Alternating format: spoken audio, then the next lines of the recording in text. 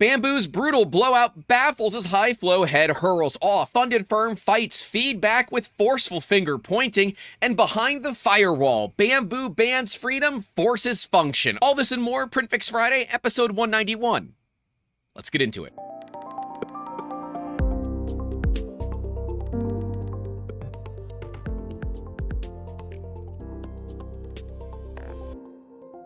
Starting off with my good friend, designer of the dice that we used last year at Smurf, where I took a bunch of pies to the face. What?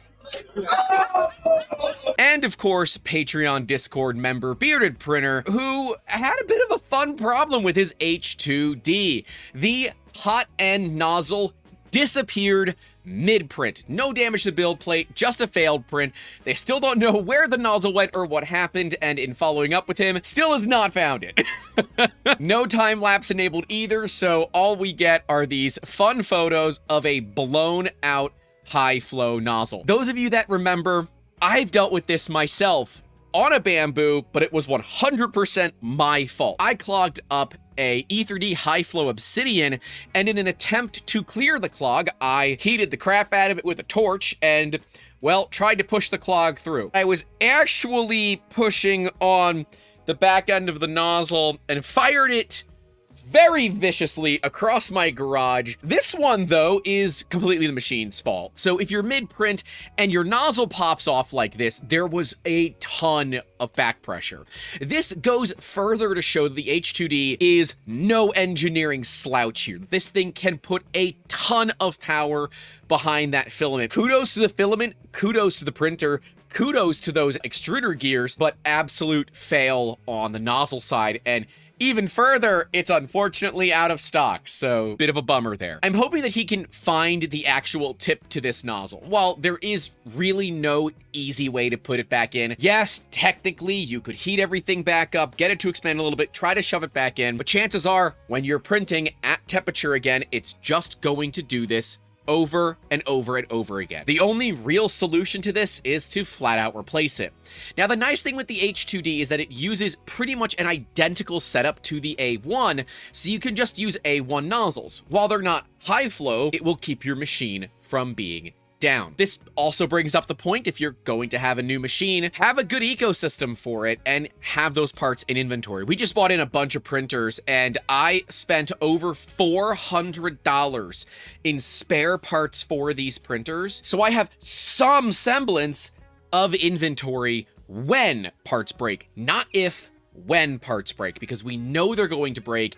It's just a matter of time, and I'd rather have them in stock, and then all I have to do is replace that inventory. Thankfully, the H2D has a completely second head, so you could just use the other hot end and utilize it as a single nozzle printer. So I guess you got that going for you, which is nice. As for fix this, there isn't really a good way to do it. The best possible thing that we can say here is find the part, keep them both, and make a little collection of failed hot ends, because if you can't laugh at your own fails, then what can you laugh at? And hey, if you can't laugh at yourself, maybe you can laugh at me. My name is Grant. This is 3D Musketeers and PrintFix Friday, where we help you get your printers back to printing with purpose. And yes, for those following, I broke another Cheaty +4 nozzle. That makes 3 of them in a span of like, what, 2 months? It's ridiculous how quickly those nozzles get broken, especially when you're printing a lot of material very fast. Nobody should ever make ceramic heat breaks, ever.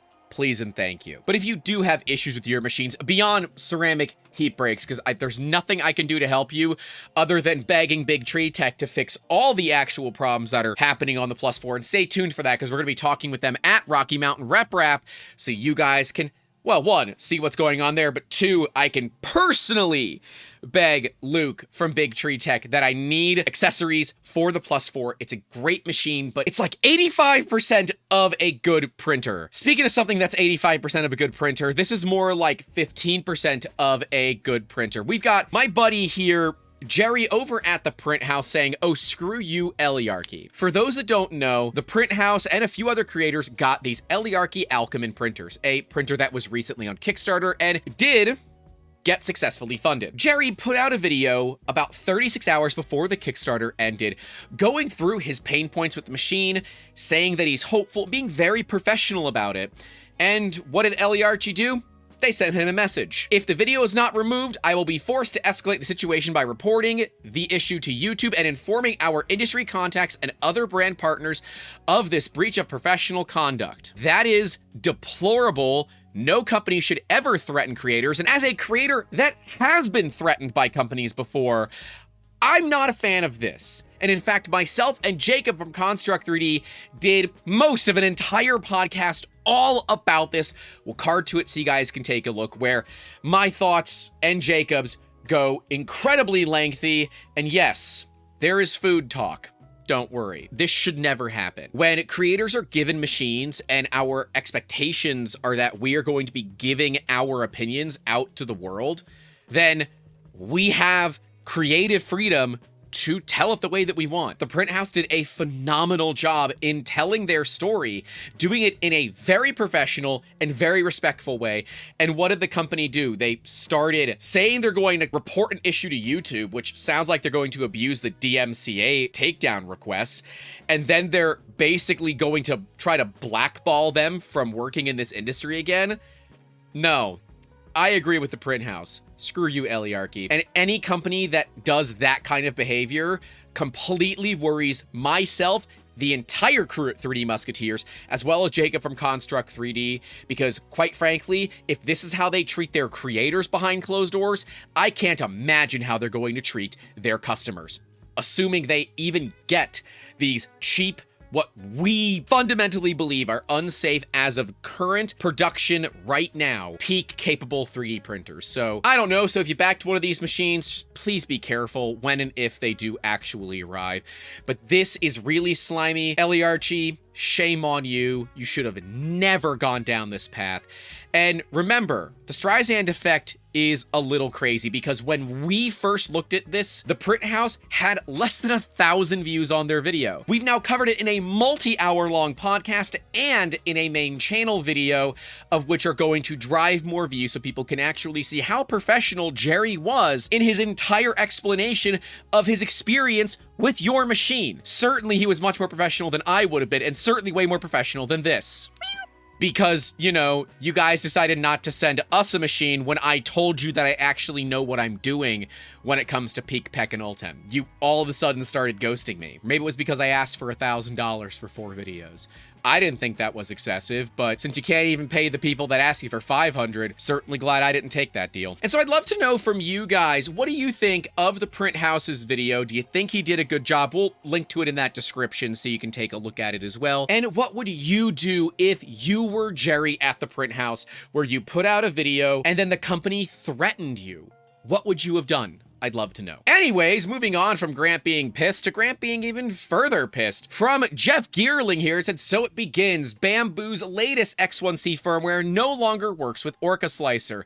Best solution for current X1 Carbon owners, do not upgrade your firmware. You know, somehow, I told you so, just doesn't quite say it. If you guys want to see what's going on here, we got Noisy Fox, who has opened an issue inside of Bambu Studio on their GitHub, stating that the network plugin now ships with a debugger detecting code that will terminate the application when a debugger is attached. It makes it impossible to run the slicer from Visual Studio or any dev tool with a debugger attached, which means there is no way to do any meaningful development as long as you own a Bambu Lab printer. We saw this coming. We knew this was going to happen. I'm not happy about it.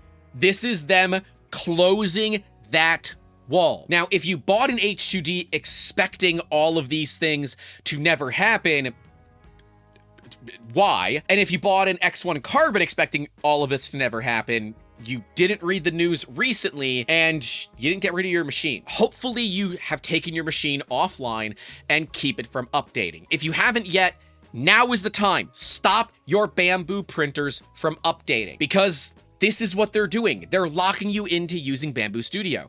And if that's what you want, by all means, go and use it. Have fun, but just understand there's no possible way that that H2D costs them $2,000 to make, let alone being able to sell it at a profit for $2,000. So where's the extra money for all of this coming from? I'll let you guys determine that. But this is just anti-consumer. This is stopping slicers like Orca Slicer and others from being able to utilize the network plugin with Bambu Lab printers. Now, currently, this is, as far as we're aware, mostly affecting X1 Carbon users, but there's no reason this couldn't get pushed out to P Series, A Series, and any other future Bambu Lab products.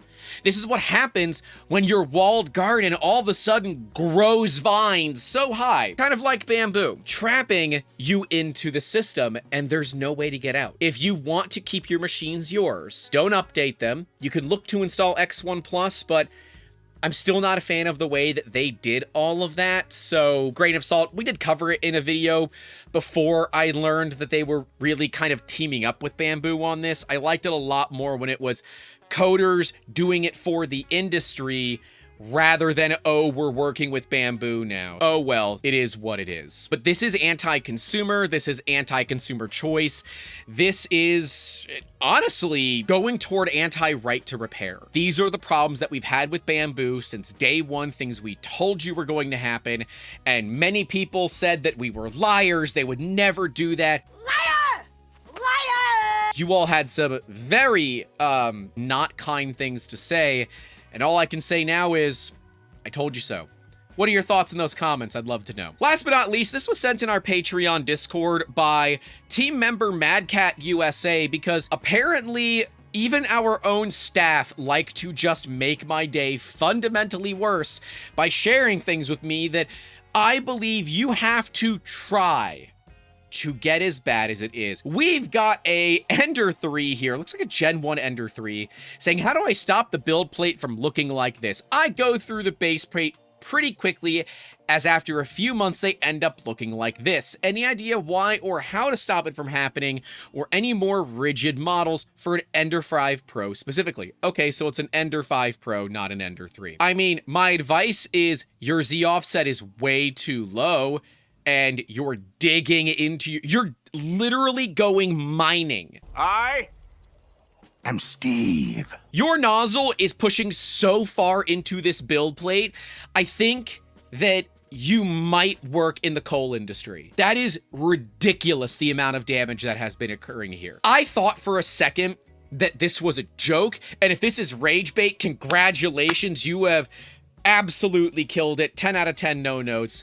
But if this is not rage bait, I've got some solutions for you. One, take this, throw the bed away, get a new one. Because this does appear to be a flex plate and it is as damaged as it is, the magnet under it is also likely completely kaput, which means you'll have to peel it off. Be careful not to stab yourself. That's a foreshadowing to next week's episode. Wink, wink. Because those scrapers are really sharp. Even the ones that look dull can absolutely cut right into your hand and just make life difficult. Anyways, replace the magnet, replace the build plate, and re-level your printer. We did an entire video on tramming a build plate as well as getting your Z offset set. We'll card to the leveling one, and we'll link to the other ones in that description. Given it's also a V-wheel printer, we'll also link to the V-wheel video where we talk about how to get those V-wheels less loose or tighter, sure, to make them not wiggle around so much. I'm not certain if that's the issue here, but I can tell you there's a lot of problems with this machine. It just appears that it is way too close. Everything from the first initial line to God knows how this happened without causing more damage. Now, going through the OP's post history here, we can see that it does have auto leveling. Something is not right with that auto leveling. Check your probe and make sure the probe itself is not loose. They say their first layer is fine, but there's a lot of evidence that points to the contrary here. And they're only printing once or twice a week. No, your printer is digging into your build plate. Maybe your 4th or 5th layer looks fine because that is ending up being your first layer. They say the nozzle's completely fine, haven't had to replace anything. So if the nozzle is completely fine, is something else running into the build plate? Is your actual bed probe, the auto leveling probe, is that running into the build plate? What is causing this build plate damage? It doesn't look right. Nothing on this looks right. And they say that this would be like the 4th plate they've put on this printer. There is something very mechanically wrong. OP, if you're seeing this, please reach out to us. I would love to get on a video call with you, watch this happen live, and try to walk you through this, getting it back up and running right. Or we can just say it needs Jesus and give it a Viking funeral. Because I honestly don't know at this point. I'm almost willing to call a priest, give this thing its last will and testament, and maybe get an exorcism on it. I just legitimately don't know. There are a lot of things that are going on with that. Hopefully we can get it solved, but certainly this is not a one and done problem solved, that's for sure. And hey, by the way, this is past Grant talking because we are right now in Sweden at Bondtech taking a look at the index. We will be doing a special episode of the Making Awesome podcast, which we will card to as soon as it's live.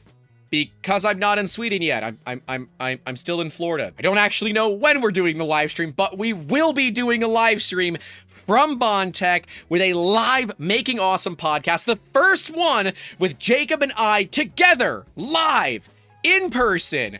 I think you guys will really, really enjoy it, and we have an awesome episode planned for you this Mother's Day as we are joined by none other than Mrs. Lord herself, the mom behind Construct 3D. It's going to be a really fun episode, and yes, that one will also be in Sweden together.